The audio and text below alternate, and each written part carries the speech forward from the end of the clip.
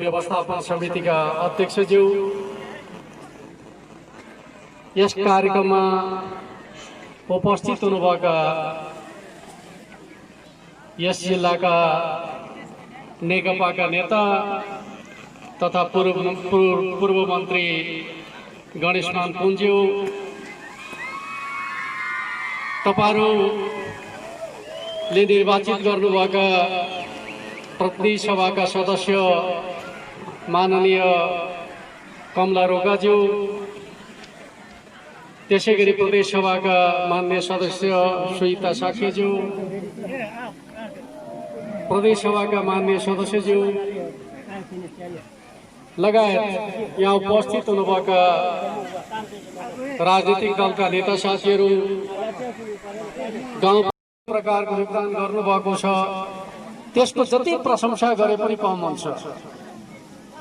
वास्तवमा शिक्षाको विकासका लागि जनताले बगाएको श्रम र पसिनाको मूल्य निकै ठुलो छ। त्यसमाथि तपाईहरुले यो विद्यालयलाई व्यवस्थित गर्ने सन्दर्भमा जसरी योगदान गर्दै आउनुभएको छ, त्यो योगदान अत्यन्त महत्त्वपूर्ण छ, जसका कारणले गर्दाखेरि यस क्षेत्रका साना साना नानीहरूले शिक्षा प्राप्त गर्ने एउटा अवसर प्राप्त भएको छ। म सम्पूर्ण अभिभावक आमा बुवाहरूलाई हृदयदेखि नै नमन गर्न चाहन्छु। तपाईहरुको योगदानको म प्रदेश सरकारका तर्फबाट उच्च कदर गर्न चाहन्छु। मैले तपाईहरुले प्रकाशित गर्नुभएको स्मारकका सरसरी आँखा लगाउने मौका पाएँ र यो क्षेत्रका विशेषताहरूका बारेमा संक्षिप्त रूपमा त्यसमा धेरै कुराहरू लेखिएको रहेछ। वास्तवमा यो क्षेत्र एउटा महत्त्वपूर्ण ऐतिहासिक क्षेत्रका रूपमा रहेको छ। यहाँका तालतलैयाहरू, सिमसार क्षेत्रहरू प्रशस्त मात्रामा रहेको विवरण मैले त्यहाँ पढ्ने मौका पाएँ। त्यसैगरी तातो पानीका मुहानहरू पनि रहेको जानकारी मैले प्राप्त गरेँ। वास्तवमा भन्दै भने भविष्यमा हाम्रो पर्यटनको प्रवर्धनका सन्दर्भका बारेमा अत्यन्त महत्त्वपूर्ण सम्भावना बकिएको क्षेत्रका रूपमा यो क्षेत्र रहेको कुरा मैले महसुस गरेको छु र प्रदेश सरकारका तर्फबाट हामीले तातो पानीका मुहानहरू संरक्षण गर्ने योजना अगाडि बढाएका छौँ र त्यस कार्यक्रमसँग जोडिनका लागि यस क्षेत्रका दाजुभाइ दिदीबहिनीहरूलाई म हृदयदेखि नै अनुरोध गर्न चाहन्छु।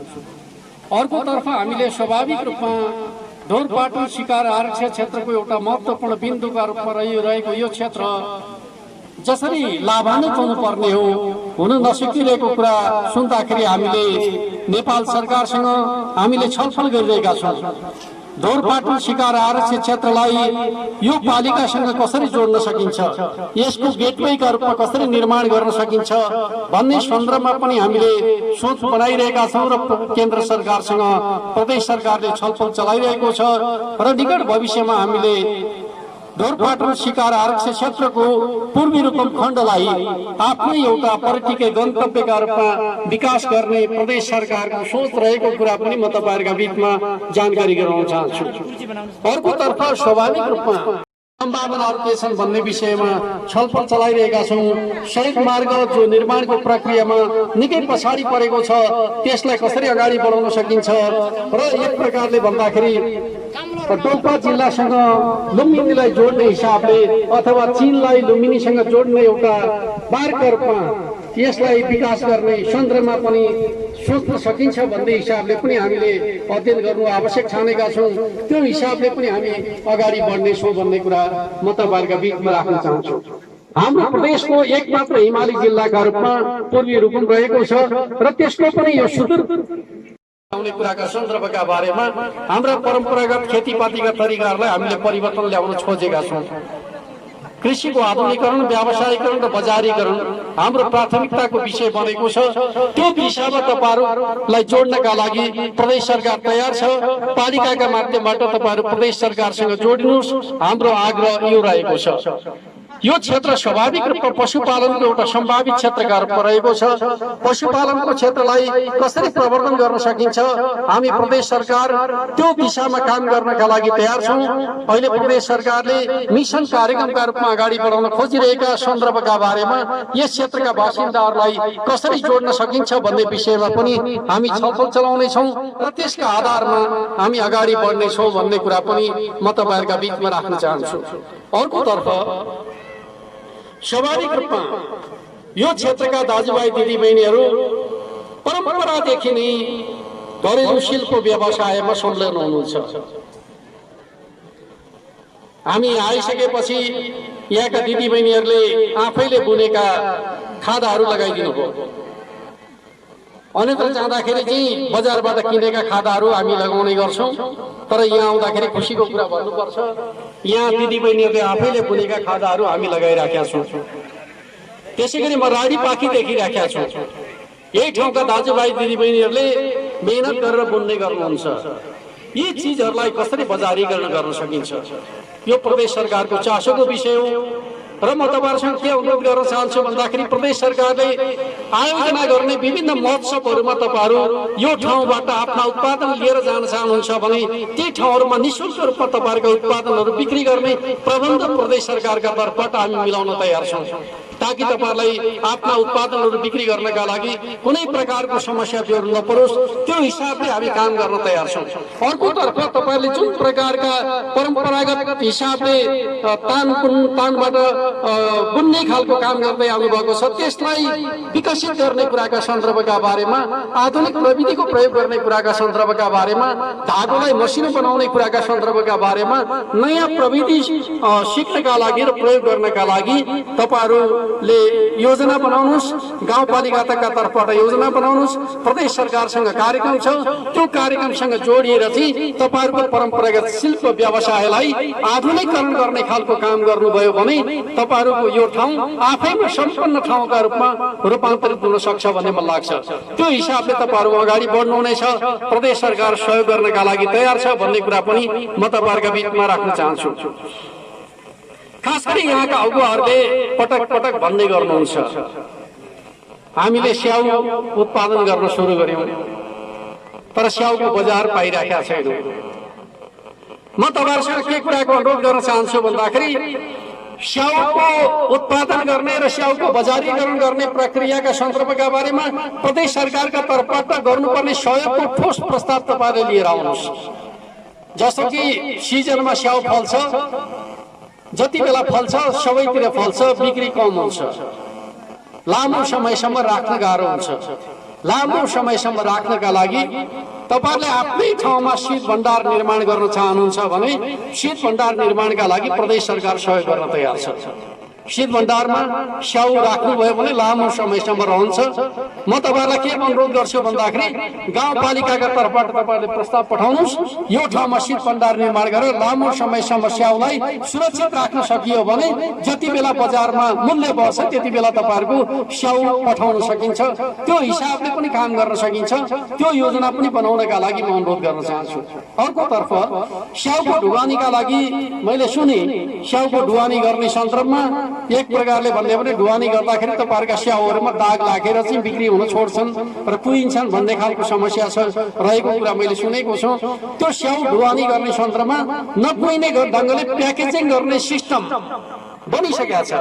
त्यो प्याकेजिङ गर्ने सिस्टम तपाईहरुले प्राप्त गर्नका लागि प्रयास गर्नुहोस्। त्यो सिस्टममा हामी अनुदान दिन तयार छौं। त्यसो भयो भने तपाईहरुलाई स्याउ ढुवानी गर्दाखेरि जे प्रकारको समस्या उत्पन्न भएको छ त्यो समस्यालाई पनि समाधान गर्न सकिन्छ भन्ने मलाई लाग्छ। त्यो हिसाबले पनि सोच्नका लागि म अनुरोध गर्न चाहन्छु। अर्कोतर्फ स्वाभाविक रूपमा ढोरपाटन शिकार आरक्षित क्षेत्रको गेटवेका रूपमा यसलाई विकास गर्दाखेरि यहाँका गाउँ र बस्तीहरूलाई चाहिँ होमस्टेको रूपमा विकसित गर्न सकिन्छ।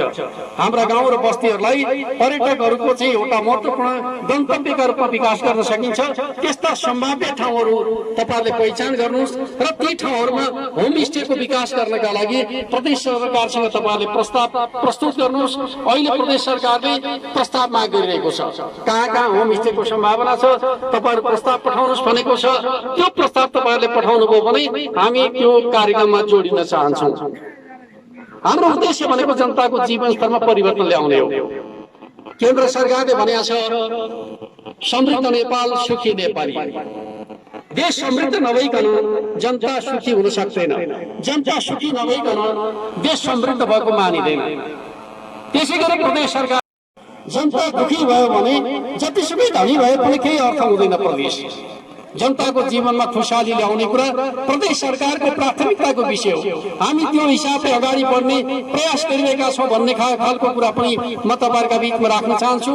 र स्वाभाविक रूपमा हाम्रो समाजको विकासका सन्दर्भको कुराकानी गर्ने हो भने सबभन्दा महत्त्वपूर्ण लगानी कुन क्षेत्रमा गर्यो भने पछिसम्म लाभ प्राप्त हुन्छ भन्दाखेरि त्यो शिक्षा क्षेत्रमा गरेको लगानी नै सबभन्दा पछिसम्म काम लाग्छ।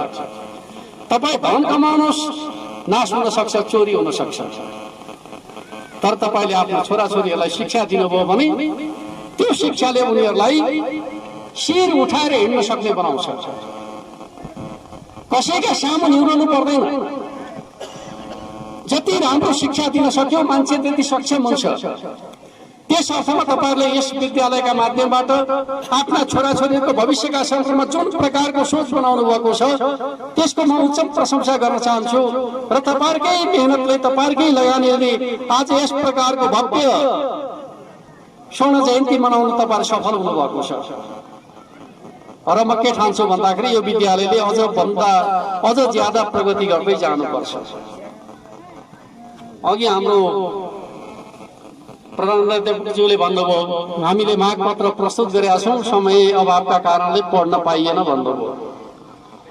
तर पनि मैले हेरे तपाईहरुको चाहना भनेको प्राविधिक धारतर्फ आफूलाई रूपान्तरित गर्ने।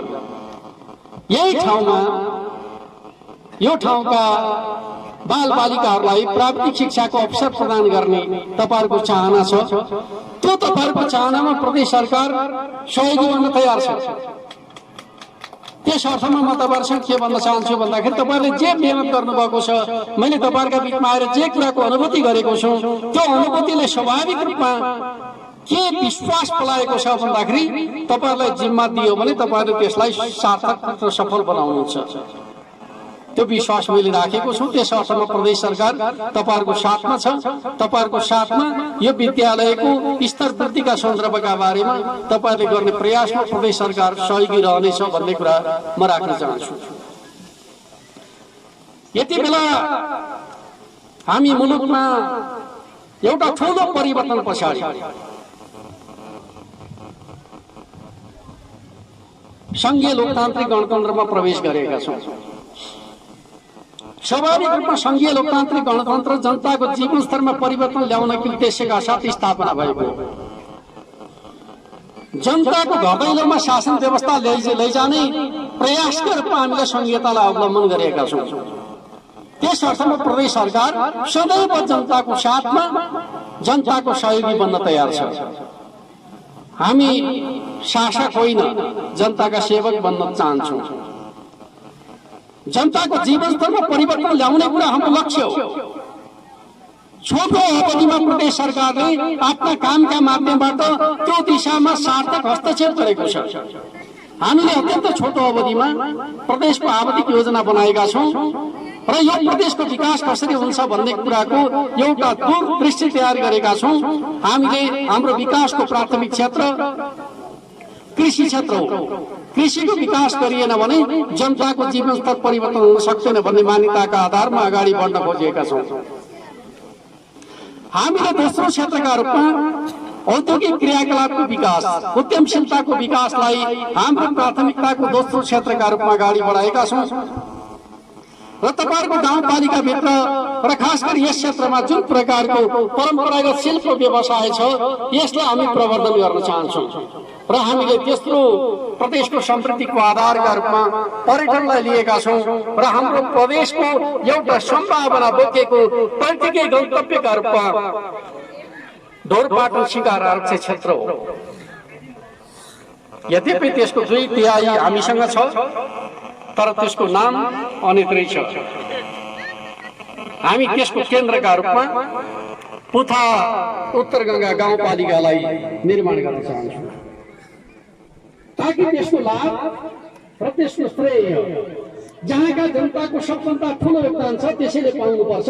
2/3 भूभाग आरक्षको यो क्षेत्रमा छ भने यो क्षेत्रका जनताले त्यसको नेतृत्व गर्न पाउनुपर्छ भन्ने मान्यता प्रदेश सरकारको रहेको कुरा पनि म तपाईहरुका बीचमा राख्न चाहन्छु। त्यो हिसाबले हामी अगाडि बढ्न खोजिरहेका छौं भन्ने कुरा म तपाईहरुका बीचमा राख्न चाहन्छु। र स्वाभाविक रूपमा अहिले बाटाघाटाका दृष्टिकोणले भन्दै पनि यो क्षेत्र विकट छ, तपाईहरुका बीचमा आउनका लागि लामो समय प्रतीक्षा गर्नु पर्यो। विद्यालयको स्वर्ण उत्सव जयन्तीले तपाईहरुको बीचमा आउने अवसर पुर्याएको छ। अर्को पटक आउँदाखेरि चाहिँ हेलिकप्टरमा होइन, मोटर गाडीमा आउने खालको वातावरण तयार गर्नुपर्छ। प्रदेश सरकार त्यसका लागि प्रतिबद्ध छ। अर्को पटक मुख्यमन्त्री हेलिकप्टरमा होइन, तपाईहरुका बीचमा आउँदाखेरि गाडी चढेर आउने हिसाबले हामी योजना बनाउनेछौँ, अगाडि बढ्नेछौँ भन्ने कुरा पनि म तपाईहरुका बीचमा राख्न चाहन्छु। र यो बीचको अवधिमा नेपाल बन्दैछ र बनाउँदैछौँ हामीले। हुन त अहिले धेरै निराशाका कुराहरू हुने गर्छन्। यो समाज त कस्तो छ भन्दाखेरि एक प्रकारले भन्दै पनि शहर बजारमा बस्ने मान्छेहरूले भ्रम सिर्जना गर्छन्। तर म तपाईहरुलाई के कुरा भन्छु भन्दाखेरि संविधान जारी हुनु पूर्व यो मुलुकमा वर्षको आर्थिक वृद्धि दर 3% को हाराहारीमा मात्रै थियो। जब संविधान जारी भइसकेपछि नेकपाको नेतृत्वमा सरकार बनेपछि यो मुलुकको आर्थिक वृद्धि दर 7% को हाराहारीमा पुगेको छ। गएको वर्ष हामीले यो मुलुकको आर्थिक वृद्धि दर 7.1% का दरले वृद्धि गर्यो। प्रदेशको कुरा गर्नुहुन्छ भने प्रदेश अझ राम्रो अवस्थामा छ। देशको आर्थिक वृद्धि 7.1% रहँदाखेरि हाम्रो प्रदेशको आर्थिक वृद्धि 7.7% छ। अर्थात् 7वटा प्रदेशहरूमध्ये हामी सबभन्दा माथि छौँ। यही ढंगले हामीले काम गर्यौं भने हामीले हाम्रो प्रदेशलाई एउटा विकसित प्रदेशका रूपमा, समृद्ध प्रदेशका रूपमा रूपान्तरित गर्न सक्छौं। त्यस अर्थमा म तपाईहरुसँग के अनुरोध गर्न चाहन्छु भन्दाखेरि तपाईहरु प्रदेशको कार्यक्रमहरुसँग तपाईहरुले आफूलाई जोड्नुपर्छ। यहाँका युवाहरू आफ्नो ठाउँ बनाउने कुराको अभियानको नेतृत्व गर्नुपर्छ। त्यो प्रक्रियामा प्रदेश सरकार सहयोगी बन्नका लागि तयार छ भन्ने कुरा म तपाईहरुका बीचमा राख्न चाहन्छु। र मैले यति बेला तपाईहरुका बीचमा भन्नै पर्छ, खास गरी राजनीतिक रूपमा भन्ने हो भने हामीले 7 दशक अधिकारको लडाईँमा बिताएका छौं। जनताको अधिकारका लागि भन्नु। अहिले हामीले बनाएको संविधान अधिकारका दृष्टिकोणले दुनियाँको उत्कृष्ट संविधान बनेको छ। मौलिक अधिकारभित्र हेर्नुभयो भने शिक्षाको अधिकारको सुनिश्चितता छ, स्वास्थ्यको अधिकारको सुनिश्चितता छ, रोजगारीको सुनिश्चितता गरेको छ, खाद्य प्रभु सम्पदाको सुनिश्चितता गरेको छ, यतिसम्म कि आवासको अधिकारको सुनिश्चितता गरेको छ र घरबार विहीन दलितहरूका लागि, जमिन विहीन दलित समुदायका लागि एकपटक जमिन दिने कुरा गरेको छ। अधिकारका दृष्टिकोणले भन्नुहुन्छ भने हाम्रो संविधान दुनियाँका कुनै संविधान भन्दा कमजोर छ। महिलाहरूको अधिकारको कुरा गर्नुहोस्, आदिवासी जनजातिको अधिकारको कुरा गर्नुहोस्, बाल बालिकाको अधिकारको कुरा गर्नुहोस्, वृद्ध वृद्धा ज्येष्ठ नागरिकहरूको अधिकारको कुरा गर्नुहोस्, हरेक मामिलामा हामी संविधानका दृष्टिकोणले अत्यन्त सबल छौं। तर जनतालाई अधिकार सम्पन्न बनाउनका लागि राज्य कमजोर भएर जनता बलिया हुन सक्दैन। अब तपाई हामी सबै मिलेर यो राज्यलाई बलियो राज्यमा रूपान्तरित गर्नु जरुरी छ। राज्य बलियो भयो भने जनता बलिया हुन्छन्। राज्यले जनतालाई बलियो बनाउने, जनताले राज्यलाई बलियो बनाउने। यो परस्परको सहयोगबाट नै यो मुलुक बन्ने हो। यो ढंगले हामी अगाडि बढ्नुपर्छ भन्ने कुरा पनि म तपाईहरुका बीचमा राख्न चाहन्छु। र यति बेला हाम्रो नेकपाको नेतृत्वको सरकारका विरुद्ध विभिन्न प्रकारले चौतर्फी हमलाका कोसिसहरू भइरहेका छन्।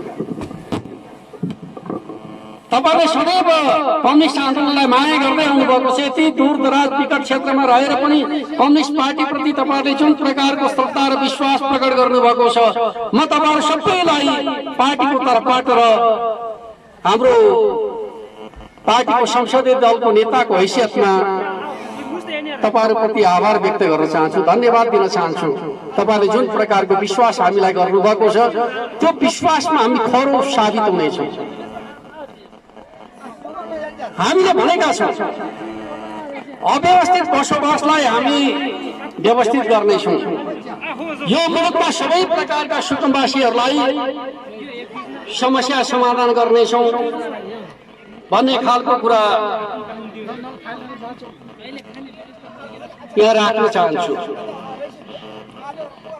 र खास गरी रुकुमलाई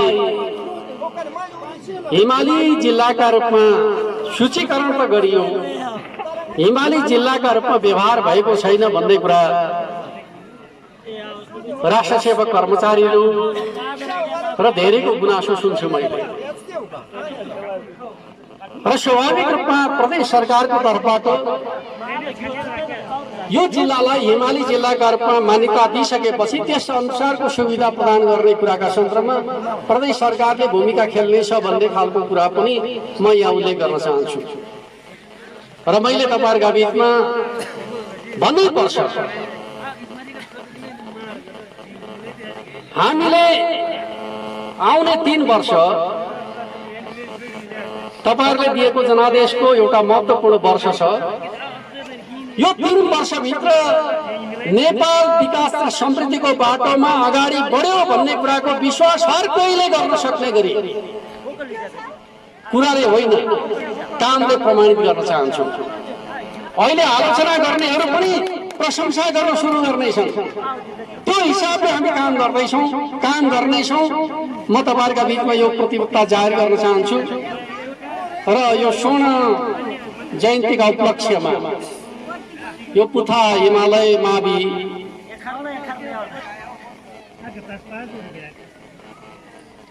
पुथा हिमालय माविले स्वर्ण जयन्तीको अवसरमा पूर्वाधार विकासका सन्दर्भका बारेमा कुनै एउटा काम गर्नका लागि योजना बनाओस्।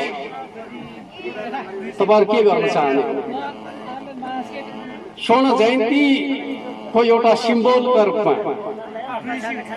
तपाईहरुलाई प्रदेश सरकारको तर्फबाट विशेष अनुदान उपलब्ध हुनेछ।